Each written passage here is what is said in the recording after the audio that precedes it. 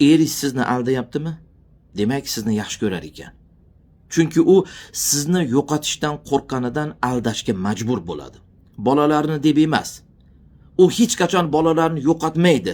Dunyoni nargi burchagiga ketsa ham bolalar o'shaniki. Endi u bolalarga boshqa odamning qoni qo'shilmaydi. U hech qachon bolalarni yo'qotmaydi, biladi buni. Ammo sizni, ya'ni ayolini, xotinini har daqiqa yo'qotib qo'yishligi mumkin. Shuning uchun aldaydi u. Xotinsiz qolishdan qo'rqqanidan emas, xotin ko'p unga. Aynan sizsiz qolishdan qo'rqqanidan aldashga majbur bo'ladi. Qorni och qolishidan ham emas, qorni ham ko'chada to'yadi. Kiyimlari ham yuviladi, avtomat mashinalar yuvib beradi. Lekin siz keraksiz unga. Sizsiz qolishdan qo'rqqanidan sizni aldashga majbur bo'lar ekan. Bu bilan biz aldov ursin, xiyonat qilaversin demoqchi emasmiz. Aldov yomon baribir. Xiyonat eng pastkash yomon narsa. Lekin sizni aldayaptimi? Demak, biling siz unga keraksiz. Voy xotinim bilib bo'lmasin deb telefonlarini tozalab, udalik qilib, sizdan berkitib, yo'q unaqa bo'lgan, yo'q o'lay agar onasi deb tan olmasdan sizni aldashga urinyaptimi, aldayaptimi? Demak, siz unga keraksiz.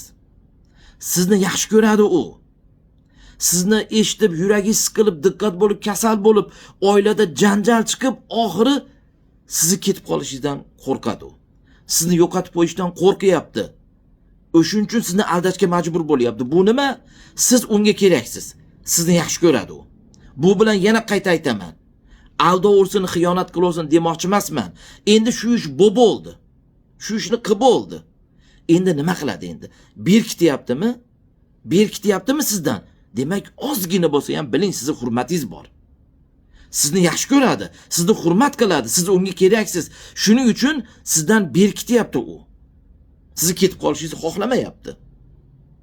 Agar naglik bo'lsa, xohlasang shu.